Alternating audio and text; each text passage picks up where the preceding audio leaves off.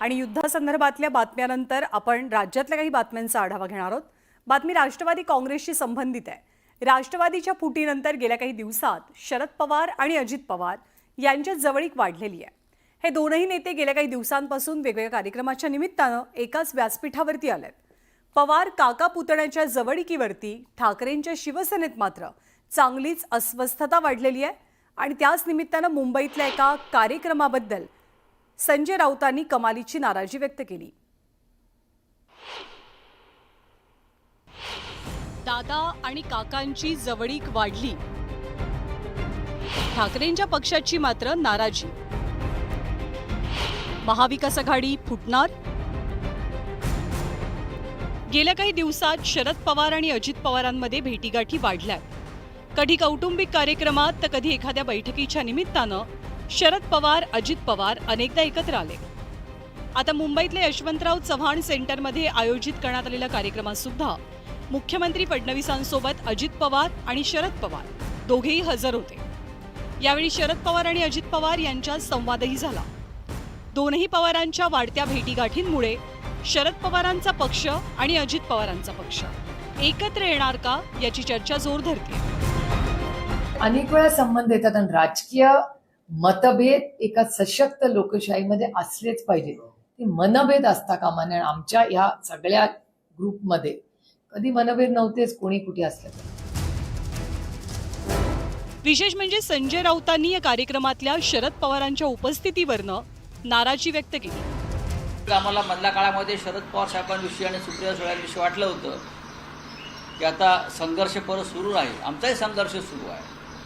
पण दुर्दैवानं देवेंद्र फडणवीस यांनी गेल्या काही काळामध्ये माननीय पवार साहेबांचा जो अपमान केला, अपमानास्पद वक्तव्य केले, त्याची खंत आम्हाला वाटते। आम्ही तर अशा व्यासपीठावर गेलो, हे सहकार विकार नंतर आमच्यामुळे काय अडत नाही। पवारांच्या राजकारणाची पद्धत वेगळी आहे, आमच्या राजकारणाची पद्धत वेगळी आहे असं सांगताना आपला संघर्ष यापुढच्या काळातही सुरू राहील असा एक प्रकारे इशारा संजय राऊतांनी दिलाय। नेशन फर्स्ट, स्टेट फर्स्ट ही भूमिका आमची जरूर आहे, पण आमच्या संस्था टिकाव्यात, आमचे कारखाने टिकावेत, कारखान्यावरची आमची माणसं टिकावीत, म्हणून आमचं राजकारण नाही आहे। आमचं राजकारण हे गरीब फाटक्या लोकांचं राजकारण, जे येतील ते आमच्याबरोबर नाही तर त्यांच्याशिवाय। हा वीर सावरकरांचा मंत्र जो आहे तो आमचा प्रेरणा असतो। आलात तर तुमच्या बरोबर, नाही तर तुमच्या शिवाय। संजय राऊतांच्या याच वक्तव्यावरनं सत्ताधाऱ्यांनी मात्र निशाणा साधला।